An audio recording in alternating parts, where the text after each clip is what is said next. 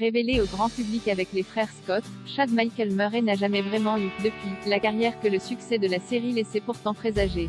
On vous dit ce qu'est devenu l'acteur américain.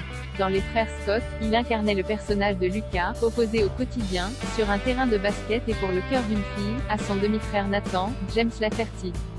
Lui, c'est l'acteur Chad Michael Murray, pour qui les étoiles semblaient parfaitement alignées avec le succès de la série CW. Pourtant, l'Américain, aujourd'hui âgé de 40 ans, n'a jamais vraiment confirmé. On vous dit ce qu'il est devenu. Après son départ des frères Scott en 2009, au terme de la 6e saison du show, Chad Michael Murray, qui s'était déjà fait un petit nom avec ses prestations dans Gilmore Girls et Dawson, s'illustre dans un clip des Alicia Keys, Unsinkable, Ready, puis continue son parcours sur le petit écran, mais à un niveau plus modeste. On le voit ainsi dans 2 épisodes de la série policière Southland ainsi que dans 3 saisons du thriller Chosen.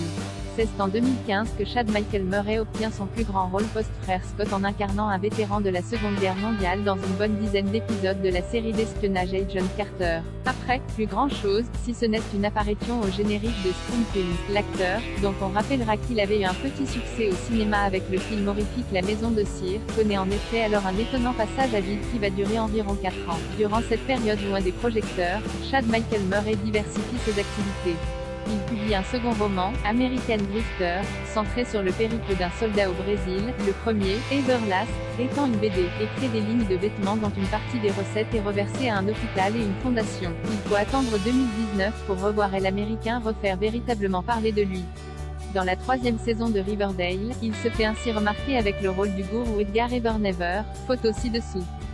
La suite est plus étonnante, Chad Michael Murray donne la réplique 4 fois de suite en 3 ans. À Bruce Willis, dans les longs métrages Survivre, Survive the Game, Killing Field et Fortress, Sniper's Eye, une bizarrerie de parcours qui, forcément, donne envie de s'intéresser à la trajectoire à venir du comédien. Retrouvera-t-il un jour le succès ou restera-t-il un espoir n'ayant pas eu la destinée artistique que le succès des frères Scott laissait pourtant présager? Wait and see, les frères Scott, que deviennent les acteurs de la série culte?